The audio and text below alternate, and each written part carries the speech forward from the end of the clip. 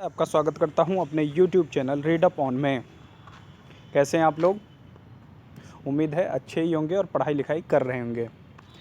चलिए शुरू करते हैं 30 जुलाई 2020 के करंट अफेयर्स को डिस्कस करने का पैटर्न तो आप सभी लोगों को पता है कि जैसे मैं रोज़ डिस्कस करता हूं क्वेश्चन आंसर फॉर्मेट में। देखिए, करंट अफेयर्स को पढ़ने का जो सबसे सही तरीका है वो है क्वेश्चन आंसर फॉर्मेट में पढ़ाई। क्वेश्चन आंसर फॉर्मेट में ये होता है कि हमको सबसे पहले अपने आप को टेस्ट करने का मौका मिलता है, उसके बाद डिस्क्रिप्शन जब मैं आपको बताता हूँ उससे उस करंट अफेयर से रिलेटेड न्यूज़ भी आपको मिल जाती है। तो चलिए शुरू करते हैं करंट 30 जुलाई के करंट अफेयर्स। आज का पहला प्रश्न है, किस केंद्रीय मंत्रालय ने डिजिटल शिक्षा पर भारतीय रिपोर्ट 2020 लॉन्च की? क्वेश्चन है, किस केंद्रीय मंत्रालय ने डिजिटल शिक्षा पर भारतीय रिपोर्ट 2020 लॉन्च की? ऑप्शन दिए गए हैं, मानव संसाधन विकास मंत्रालय, गृह मंत्रालय, वित्त मंत्रालय, पृथ्वी विज्ञान मंत्रालय। इसमें से आपको राइट आंसर चूज़ करके बताना है कि कौन सा सही होगा। इस प्रश्न का जो सही जवाब होगा वो होगा ऑप्शन नंबर ए, यानी मानव संसाधन विकास मंत्रालय। केंद्रीय मानव संसाधन विकास मंत्रालय ने हाल ही में डिजिटल शिक्षा पर भारतीय रिपोर्ट 2020 पेश की है। रिपोर्ट में विभिन्न राज्यों और केंद्र शासित प्रदेशों के शिक्षा विभागों द्वारा घर पर बच्चों की समावेशी शिक्षा प्रदान करने के लिए अपनाई गई नवीन विधियों का विवरण दिया गया है। मानव संसाधन मंत्रालय ने पहल, जिसमें दीक्षा पहल एक प्लेटफॉर्म लॉन्च किया गया था मानव संसाधन विकास मंत्रालय द्वारा कुछ दिन पहले, तो उस पहल यानी दीक्षा प्लेटफॉर्म और स्वयं प्रभा टीवी चैनल शामिल हैं। मानव संसाधन विकास मंत्रालय की जो पहल थी स्वयं प्रभा टीवी और दीक्षा पोर्टल, जिसके द्वारा वह डिजिटल शिक्षा को बढ़ावा देने के लिए लॉन्च किया गया था, तो इसको हाईलाइट भी किया है, यानी ये बताया गया है कि जो राज्यों और विभिन्न केंद्र शासित प्रदेशों में ऑनलाइन शिक्षा का माध्यम है उसमें मानव संसाधन विकास मंत्रालय द्वारा जो दीक्षा पोर्टल और स्वयं प्रभा टीवी चैनल है उसको हाईलाइट किया गया है कि ये ऐसे पोर्टल्स हैं जो आपको डिजिटल शिक्षा, बच्चों को डिजिटल शिक्षा प्रदान करने के लिए मानव संसाधन विकास मंत्रालय द्वारा लॉन्च किए गए हैं। तो इस प्रश्न का सही जवाब था ऑप्शन नंबर ए, मानव संसाधन विकास मंत्रालय। बढ़ते हैं अगले प्रश्न की तरफ। अगला प्रश्न है आपका प्रश्न number 2। Defence institute of advance technology यानी DIAT द्वारा विकसित मेडिकल बेड आइसोलेशन सिस्टम का नाम क्या है? सहारा, घर, आश्रय, स्वस्थ। जो defence institute of advance technology है उसके द्वारा एक medical bed isolation system develop किया गया है, उसी का नाम बताना है आपको। सहारा, घर, आश्रय, बेस्ट, स्वस्थ। तो इस प्रश्न का जो सही आंसर होगा वो होगा ऑप्शन नंबर सी, यानी आश्रय। क्या नाम रखा गया है? आश्रय। चारों ऑप्शन सेम टाइप के लग रहे थे, इसलिए कन्फ्यूज़न भी पैदा होता है। तो भारत में कोविड-19 के बढ़ते मामलों का मुकाबला करने के लिए पुणे में एक विश्वविद्यालय ने देश में घातक वायरस के प्रसार को रोकने के लिए आश्रय नाम से एक चिकित्सा बिस्तर अलगाव प्रणाली विकसित की है। Defence institute of advance technology ने इस प्रणाली को कम लागत वाली पुनः प्रयोज्य समाधान के रूप में विकसित किया है, जिसे कि कोविड-19 रोगियों के उचित अलगाव को बनाया रखा जा सके। तो इस प्रणाली का जो नाम है वो है आश्रय। नेक्स्ट क्वेश्चन है हमारा, पर्यावरण मंत्रालय की हालिया रिपोर्ट के अनुसार किस राज्य में बाघों की आबादी सबसे अधिक है? उत्तर प्रदेश, मध्य प्रदेश, हिमाचल प्रदेश, पंजाब। इस प्रश्न का सही जवाब होगा ऑप्शन नंबर बी, यानी मध्य प्रदेश। केंद्रीय पर्यावरण, वन और जलवायु परिवर्तन मंत्रालय ने हर साल 29 जुलाई को मनाए जाने वाले वैश्विक बाघ दिवस, तो बाघ दिवस कब मनाया जाता है आपका? 29 जुलाई, ठीक है। 29 जुलाई को जो बाघ दिवस मनाया जाता है उस दिन वैश्विक बाघ दिवस की पूर्व संध्या पर अखिल भारतीय बाघ अनुमान सर्वेक्षण 2018 रिपोर्ट जारी की, जिसके अनुसार ये बताया गया है कि मध्य प्रदेश में देश में बाघों की सबसे अधिक संख्या 526 है, कर्नाटक में 524 और उत्तराखंड में 442 बाघ हैं। तो सबसे ज़्यादा किसके पास हैं? मध्य प्रदेश के बाद संख्या क्या है? 526। उसके बाद कर्नाटक के पास 524 और उत्तराखंड के पास 542। तो बाघ दिवस कब मनाया जाता है? तो बनाया जाता है 29 जुलाई को, वैश्विक बाघ दिवस। नेक्स्ट प्रश्न है प्रश्न नंबर 4। नागरिक उड्डयन महानिदेशालय यानी DGCA द्वारा मान्यता प्राप्त भारत का पहला ड्रोन प्रशिक्षण स्कूल कौन सा है? Pune flying club, Hyderabad flying club, Bombay flying club, Jaipur flying club. हाल ही में जो उड्डयन महानिदेशालय है हमारा, उसने एक ड्रोन प्रशिक्षण स्कूल को मान्यता दी है, उसी स्कूल का नाम बताना है। तो इस प्रश्न का जो सही जवाब होगा वो होगा ऑप्शन नंबर सी यानी बॉम्बे फ्लाइंग क्लब। प्रश्न का सही आंसर है option number C, Bombay flying club. Bharat में सबसे पुराने फ्लाइंग क्लबों में से एक बॉम्बे फ्लाइंग क्लब नागरिक उड्डयन महानिदेशालय द्वारा अनुमोदित पहला ड्रोन प्रशिक्षण स्कूल बन गया है। DGCA ने रिमोट पायलट वाले विमान प्रणालियों के लिए रिमोट पायलट प्रशिक्षण आयोजन करने के लिए इस क्लब को आवेदन को मंजूरी दी है। यानी इस क्लब ने इस बात के लिए आवेदन किया था और उसको अभी मंजूरी मिल गई है। सभी ड्रोन को नागरिक उड्डयन महानिदेशालय के साथ पंजीकृत होना चाहिए और ड्रोन पावती संख्या, जिसे हम बोलते हैं DANC, प्राप्त करनी चाहिए। बहुत भारत में ड्रोन उड़ाने के लिए बहुत सारे रूल्स एंड रेगुलेशन DGCA द्वारा बनाए गए हैं। तो अभी प्रशिक्षण के लिए किस स्कूल को मान्यता दी है? तो वो दी है बॉम्बे फ्लाइंग क्लब को। नेक्स्ट प्रश्न है हमारा प्रश्न number 5।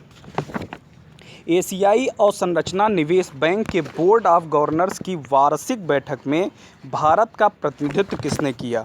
A. Raghuram Rajan, B. Nirmala Sitharaman, C. Shashikant Das, D. Durgesh राय। आपको बताना है कि किसने जो एशियाई अवसंरचना निवेश बैंक है उसमें भारत की तरफ से प्रतिनिधित्व किया था।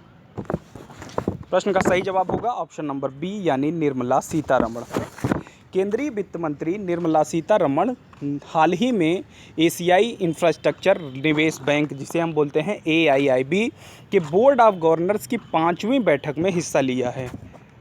उन्होंने AIIB यानी एशियन इंफ्रास्ट्रक्चर इन्वेस्टमेंट बैंक के supporting 2030 Asia's development the next decade विषय पर अपने गोलमेज सम्मेलन किया गया, यानी राउंड टेबल कॉन्फ्रेंस थी जो AIIB से रिलेटेड देश हैं उनके गवर्नर्स की। तो उसमें भारत का प्रतिनिधित्व जिन्होंने किया है उनका नाम है निर्मला सीतारमण।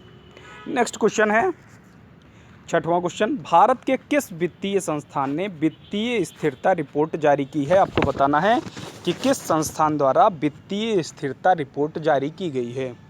ऑप्शंस हैं RBI, SEBI, EXIM, नाबार्ड। प्रश्न का सही जवाब है ऑप्शन नंबर A, RBI। जो RBI द्वारा रिपोर्ट जारी की जाती है उसको बोलते हैं हम FSR यानी फाइनेंशियल स्टेबिलिटी रिपोर्ट। क्या बोलते हैं? Financial stability report.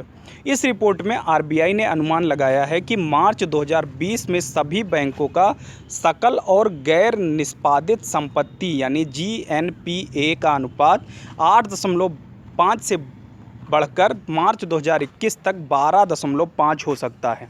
यानी NPA के बढ़ने की संभावना दिखाई देती है। ठीक है, ग्रास नेशनल जो NPA है यानी नॉन परफॉर्मिंग एसेट, तो उसको बोलते हैं ग्रास नॉन परफॉर्मिंग एसेट यानी गैर निष्पादित परिसंपत्ति। तो उसके बढ़ जाने की संभावना वित्त मंत्री निर्मला सीतारमण द्वारा जताई गई है। सार्वजनिक क्षेत्र के बैंकों का जो GNPA है वो मार्च 2021 में बढ़कर 15.2 हो जाएगा। मतलब सार्वजनिक क्षेत्र के बैंक के जो NPA हैं उनमें ज़्यादा वृद्धि होने की संभावना है, जबकि बाकी जो बैंक्स हैं उसमें 12.5 हो जाएगा।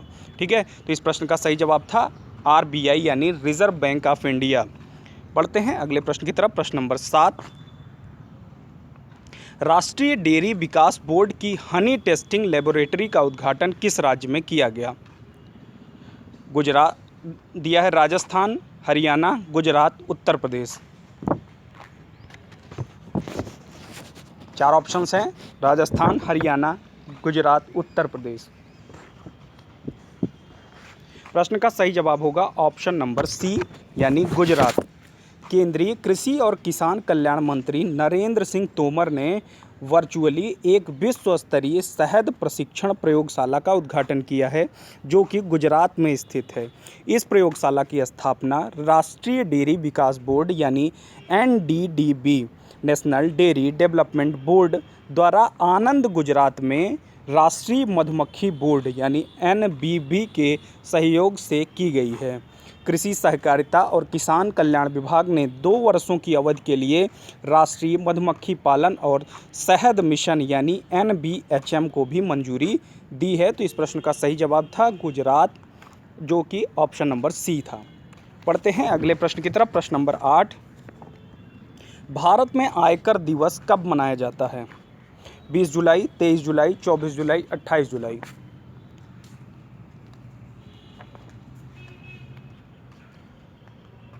प्रश्न का सही जवाब होगा 24 जुलाई, ऑप्शन नंबर सी 24 जुलाई।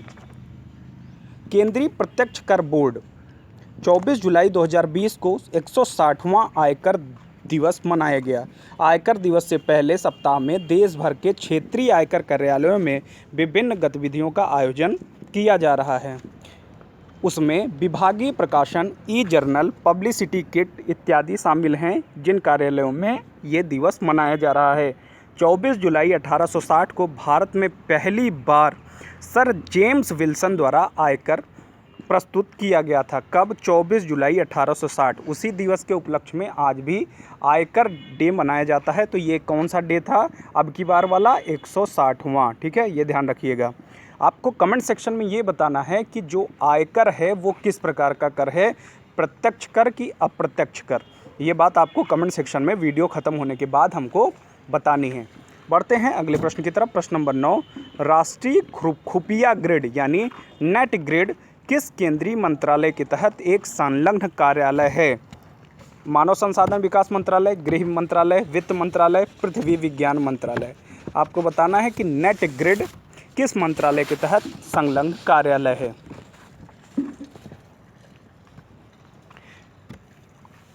प्रश्न का सही जवाब है ऑप्शन नंबर बी यानी गृह मंत्रालय।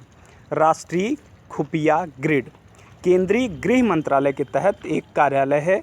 इसका उद्देश्य वास्तविक समय की जानकारी तक पहुंचने के लिए जांच और कानून प्रवर्तन एजेंसियों को अनुमति देना है।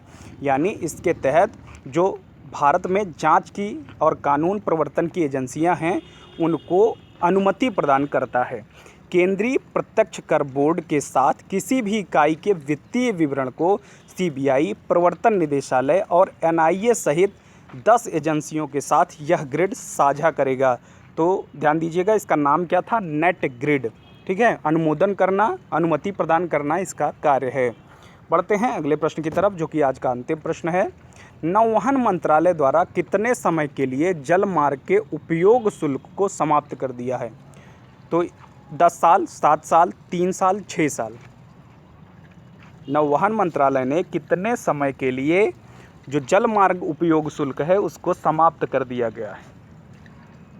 प्रश्न का सही जवाब होगा ऑप्शन नंबर सी यानी 3 साल। केंद्रीय नौवहन मंत्रालय ने घोषणा की है कि अगले 3 साल की अवधि के लिए जल मार्ग उपयोग शुल्क माफ़ कर दिया है। अंतर्देशीय जलमार्ग को परिवहन के रास्ते साधन के रूप में बढ़ावा देने के लिए यह निर्णय किया गया है। यह छूट 2022 से 23 तक अंतर्देशीय जलमार्ग यातायात परिवहन को बढ़ाकर 110 मिलियन मीट्रिक टन करने का अनुमान भी लगाया गया है। यानी इसके द्वारा जो अंतर्देशीय जलमार्ग यातायात है उसको बढ़ावा देने की कोशिश की जा रही है। तो जो ये 10 प्रश्न रिलेटेड थे वो रिलेटेड थे 30 जुलाई और उससे पहले के करंट अफेयर्स से। आगे भी आपको ऐसी वीडियोस मिलती रहेंगी और अधिक लोगों तक ये वीडियो पहुंचाने के लिए आप इस वीडियो को शेयर कर सकते हैं अपने जो भी आपके दोस्त या फिर ऐसे छात्र जो प्रतियोगी परीक्षाओं में भाग ले रहे हैं, उनके लिए यह वीडियो बहुत ही इम्पोर्टेंट हो सकती है। वीडियो को ज़्यादा से ज़्यादा शेयर करिए और चैनल को सपोर्ट करने के लिए चैनल को लाइक भी ज़रूर करें। डेली आपको ये 6 बजे मिल जाती है और 9 बजे हमारा टेस्ट सीरीज चलती है, जिसमें अभी पॉलिटी का 7वां टेस्ट होगा। आज का जो टॉपिक है उसमें वो है संसद से रिलेटेड, इंडियन पार्लियामेंट से रिलेटेड टॉपिक से संबंधित प्रश्न उसमें रखे गए हैं। तो 9 बजे उस वीडियो को आप लोग ज़रूर देखें और चैनल को ज़्यादा से ज़्यादा सब्सक्राइब और शेयर ज़रूर करें। धन्यवाद।